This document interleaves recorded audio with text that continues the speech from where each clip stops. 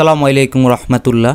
Smart card না থাকলে চাকরি হবে না, তথ্যটা কি সত্য নাকি মিথ্যা? আমাদের মধ্যে অনেকেই আছেন এখনো স্মার্ট কার্ড পাননি, আর অনেকেই ভাবছেন স্মার্ট কার্ড ছাড়া কি চাকরি হবে না। চাকরির ফর্ম পূরণে ভেরিফিকেশনে করতে কি স্মার্ট কার্ড লাগবে? আজকের ভিডিওতে পরিষ্কার করে জানাবো এনআইডি কি, স্মার্ট কার্ড বনাম নরমাল লেমিনেটিং কার্ডের মধ্যে পার্থক্য কি, চাকরির ক্ষেত্রে কি স্মার্ট কার্ড বাধ্যতামূলক, কোথায় কোথায় স্মার্ট কার্ড দরকার হয়, এবং সর্বশেষ জানাবো স্মার্ট কার্ড না থাকলে করণীয় কি, কি করলে আপনি কোনো সমস্যায় পড়বেন না। ভিডিওটা খুবই গুরুত্বপূর্ণ এবং তথ্যবহুল হতে যাচ্ছে, তাই দয়া করে কেউ ভিডিওটা কেটে কেটে দেখবেন না। চলুন এখন মূল ভিডিওতে যাওয়া যাক। নাম্বার 1, স্মার্ট এনআইডি কি বনাম নরমাল লেমিনেটিং এনআইডি কি। এনআইডি মানে জাতীয় পরিচয়পত্র, স্মার্ট কার্ড হলো আধুনিক চিপ যুক্ত পরিচয়পত্র এবং স্মার্ট কার্ড একটু নিরাপত্তা বেশি থাকে। পুরানো লেমিনেটেড কার্ডও এনআইডির প্রমাণ, কিন্তু প্রযুক্তিগত দিক থেকে স্মার্ট কার্ড একটু উন্নত। নাম্বার 2, চাকরির ক্ষেত্রে কি এনআইডি স্মার্ট কার্ড বাধ্যতামূলক?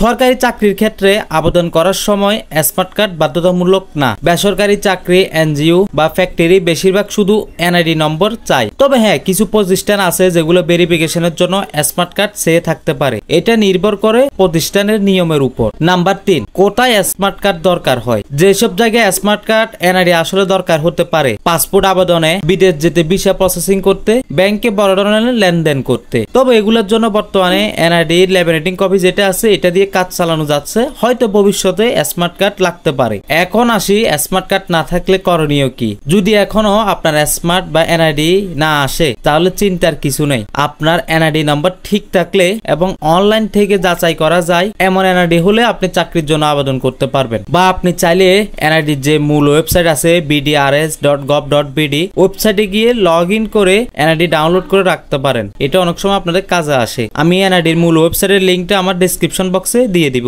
আপনারা চাইলে ওইখান থেকে ক্লিক করে ঢুকতে পারেন। তাহলে দেখা গেল স্মার্ট কার্ড না থাকলেও বর্তমানে নরমাল লেমিনেটিং এনআইডি কার্ড দিয়ে কিন্তু সবকিছু হচ্ছে বা করা যাচ্ছে। এবং কি এখন বর্তমানে যারা নতুন ভোটার হচ্ছে বা নতুন ভাবে এনআইডি ডাউনলোড করতেছে তারা কিন্তু দেখতেছে অনেক ক্ষেত্রে এখন এনআইডি নরমাল যে লেমিনেটিং আছে ওইখানেও কিন্তু এনআইডি নম্বরটা 10 ডিজিটের হয়, অর্থাৎ স্মার্ট কার্ডের যে নম্বরটা আছে এই স্মার্ট নম্বরটা এনআইডি কার্ডে বসে যায় অটোমেটিক। আগে এনআইডি নম্বর হয়তো 13 ডিজিট 17 ডিজিট, কিন্তু এখন বর্তমানে এটা হচ্ছে 10 ডিজিট, অর্থাৎ লেমিনেটিং নরমাল যেটা আছে এবং স্মার্ট কার্ড যেটা আছে দুটোটার এনআইডি নম্বর সেম, যার কারণে সবকিছু বর্তমানে এনআইডি নরমালটা দিয়ে করা যাচ্ছে। শুধু লক্ষ্য রাখবেন এনআইডি নম্বর আর সকল তথ্য যেন সঠিক থাকে, তাহলে আপনার জন্য যথেষ্ট। যদি কোনো তথ্য ভুল থাকে বা এনআইডি নম্বর ভুল হয়, এনআইডি এডিট করেন, অনলাইনে ভেরিফিকেশন করে পাওয়া না যায়, তাহলে কিন্তু ঝামেলা হবে। তো এই ছিল আজকের মূল ভিডিও। এই ধরনের দরকারি তথ্য যদি ভালো লেগে থাকে তাহলে একটা লাইক দিন, আর ফেসবুক পেজ থেকে দেখে থাকলে অবশ্যই ফলো করবেন, ইউটিউব থেকে দেখে থাকলে অবশ্যই সাবস্ক্রাইব করবেন এবং লাইক কমেন্ট শেয়ার করবেন। পরের ভিডিওতে আপনারা কি ধরনের তথ্য জানতে চাচ্ছেন